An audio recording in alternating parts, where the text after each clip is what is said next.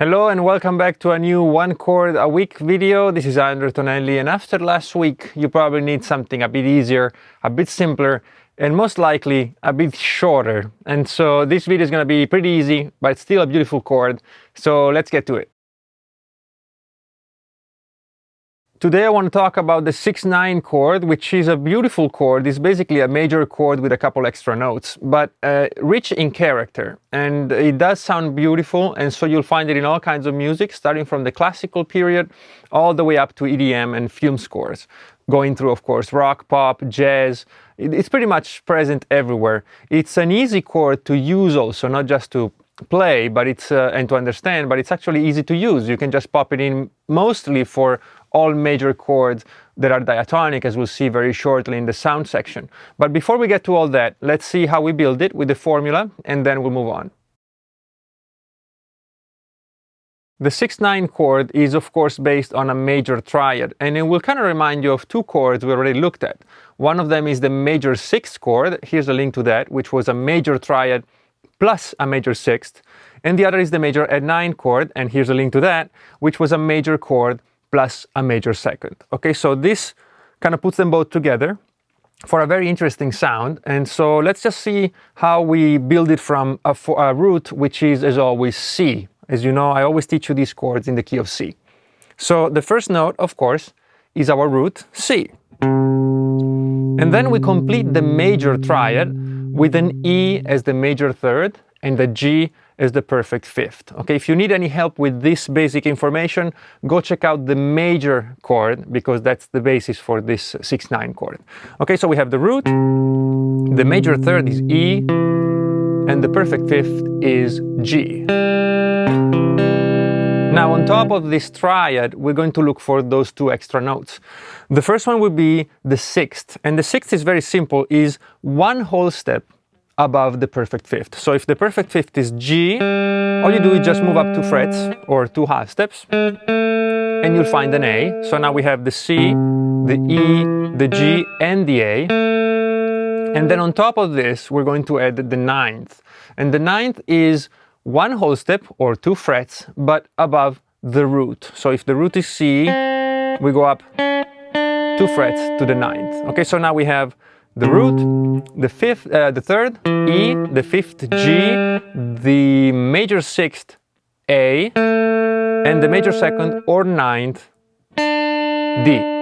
Okay, so those are the notes: C, E, G, A, D. Now, the A and the D, it doesn't really matter what octave you play them in. You could stretch the chord out, especially on guitar. We're kind of limited to how we can finger some chords. So because you see a 9, it doesn't necessarily mean that that D has to be an octave higher than the root. Okay, they can be in the same octave, or the root can be moved up an octave. It really depends on the voicing. So don't get too hung up on that.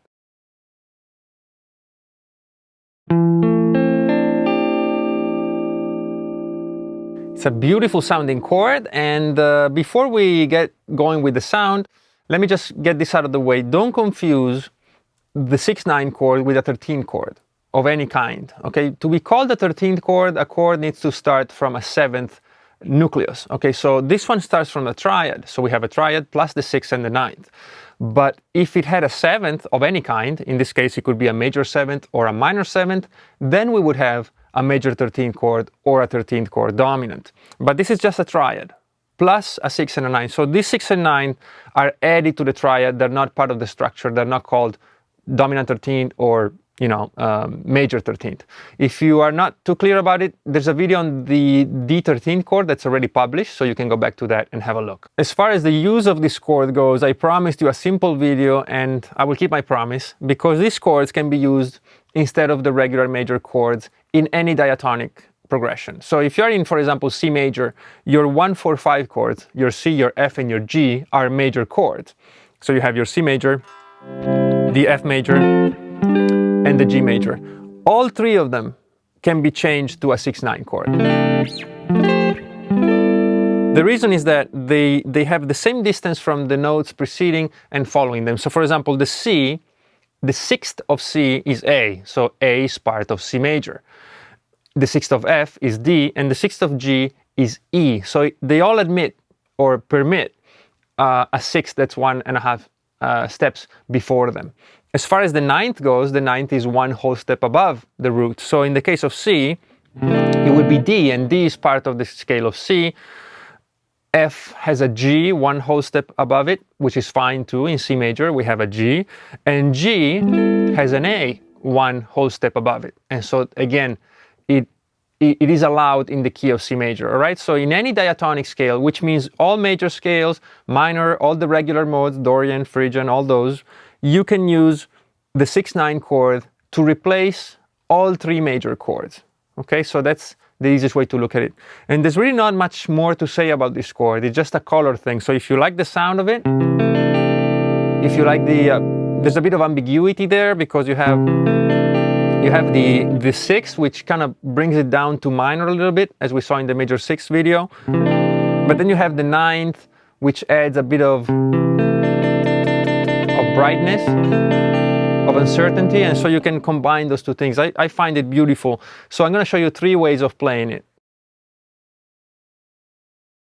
So moving right along, let me show you three fingerings for this beautiful chord. And the first one will start in this area of the neck, which is a very common one for the key of C. And we have the root on the 3rd fret of the 5th string. And then we do a little bar here with the first finger, and we play the E and the A on the 2nd fret of both the 4th and 3rd string. Okay, so we have C, E, which is the major 3rd, and A, which is our 6th. Then the ring finger will play the 9th, or the D, on the 3rd fret of the 2nd string. And then we round it off with this G here, with the little finger on the 3rd fret of the 1st. So we have root, 3rd, 5th, 6th, and 9th. So we have the whole chord represented, and a beautiful sounding one as well. All right, so this is the first one. Now the second position might be a bit difficult to play, so I'll warn you, you might want to practice it higher on the neck, but I want to show it to you because I find it extremely beautiful in sound. Okay, so I'm going to teach it to you, and then you can, take it easy and study at your own pace. And it goes like this. It involves a bit of a stretch, but we start from the 7th fret of the 5th string, so it's an inversion. We start on E, which is the 3rd, and below it we play the A, which is the 6th. So 7th fret on both the 5th and the 4th string. Then we open the 2nd finger, and we go to the 5th fret of the 3rd string, and this is our root. This is C. And then the missing notes, which are the D and the G, we use the same ones we used in the previous chord. Okay, so with a little bar with the first finger on the 3rd fret.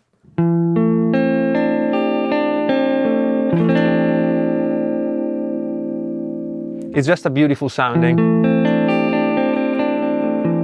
shape. A funny thing about this shape is that if I move it down a set of strings, I get the same chord, but without the root. But look at it, I play an A, a D, an E, and a G. So except for the C, everything is included here. So as long as the bass is playing C or the context of the song is clear, you can actually play the same thing, lower it a set of strings, and you can play the same chord. It's not necessarily easier to play, so I rather just play the whole thing myself, but sometimes you want a lighter sound, you can do that. Okay, so it's a bit of a free position for you. And then finally we move up to the 10th fret, and we play a bit of in the higher register. We do C on the 10th fret of the 4th string. Then we play E on the 3rd string, 9th fret, sorry. So 10, 9. And then we have 10 and 10 on the 2nd and 1st strings. If you look at the notes we're playing, we have the root C, we have the 3rd E, we have the A, which is the 6th, and the D, which is the 9th. But it's missing the 5th. And as you remember, we talked many times over these videos, the 5th is a note that you can ignore sometimes. When you're playing bigger chords, the 5th is the first note to go, because it really doesn't add much to the chord. It's very consonant, it's very round, and it doesn't really add too much character, so it's the first one we lose. Okay, so this is perfectly acceptable to have a chord without the 5th. So let's talk now about scales of the major 6/9 chord, and I will keep it again very simple and straightforward. We're going to talk about the major scale and the major pentatonic scale. All right, so I'm assuming you're using this as the one chord of a key, all right? Because if you're in C major, then this will be your one chord, and your scales will be C major and C major pentatonic. Okay, so we'll keep it very simple. But keep in mind that any scale that has a root, major third, major fifth, perfect fifth, major second, and major sixth, you can use. Okay, so there are many of those, but we'll keep it very tight today, and we'll talk about major and major pentatonic. So the major scale, you all know it, is this, C, D, E, F, G, A, B, C. And as you can tell, a lot of that information that I have in the scale is already present in the chord. Because the chord is made up of 5 notes, and the major scale only has 7 notes. So a lot of the information is already present in the chord. And the use I would make of this is that if my melody is simple, if my melody uses economy of notes and economy of rhythm, so it's something that's very floating over a chord progression, then I would probably use more complex chords such as this one, because this will provide the harmonic interest and content, so I don't have to worry about it with my scale, and I can just play whatever I need to play to keep the melody as simple as possible and as impactful emotionally as possible, while the chords take care of the harmonic content. Right? So there's a lot of information in this chord that I don't need to worry about in my scale playing. Okay, so that's the first scale. Now the other one is very interesting, is the major pentatonic scale. If you know how to build a major pentatonic scale, you know that you take a major scale and you remove the 4th and the 7th notes, which are F and B. We take those out and we end up with the major pentatonic scale. Now let's check out the notes of the major pentatonic scales. They are C, D, E, G, A, and C. Does it sound familiar? It's the same notes as the C6-9 chord. Exactly the same thing. So basically the C6-9 chord is a major pentatonic scale. And the major pentatonic scale is basically an arpeggio of the 6-9 chord. So what's the problem with this? Well, of course, the advantage is that it's very easy. So you play this chord and you're actually playing a pentatonic scale harmonically.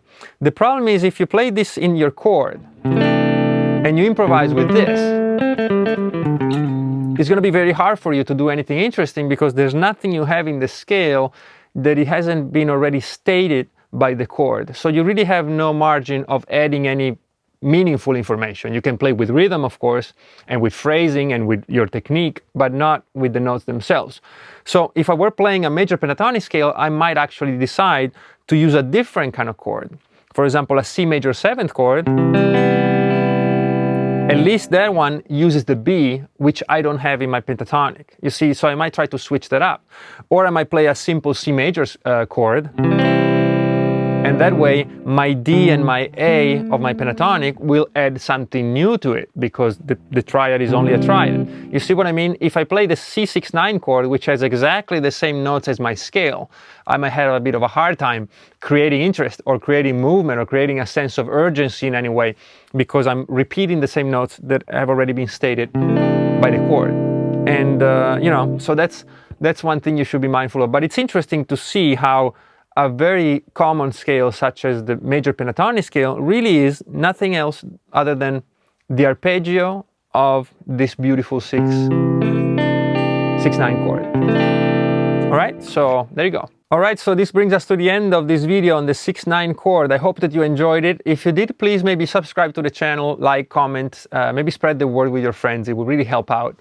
And for those of you who want to contribute, I rarely mention it, but I have been asked. And so I don't do Patreon because I think all this information should be out there. I don't want to keep anything from any of you, regardless of your current financial situation. But if you do want to contribute, there are links underneath. There's a PayPal link that you can use. You can, of course, buy the books on alternate picking and legato. You can buy records. You can stream them. You can do anything you want. But whatever you do, you're always welcome to come back and maybe hopefully learn new things. All right, so I will see you very soon with a new chord. Maybe next week it will be time for a bit of a harder one, or maybe not. We'll see. All right, but I'll see you then.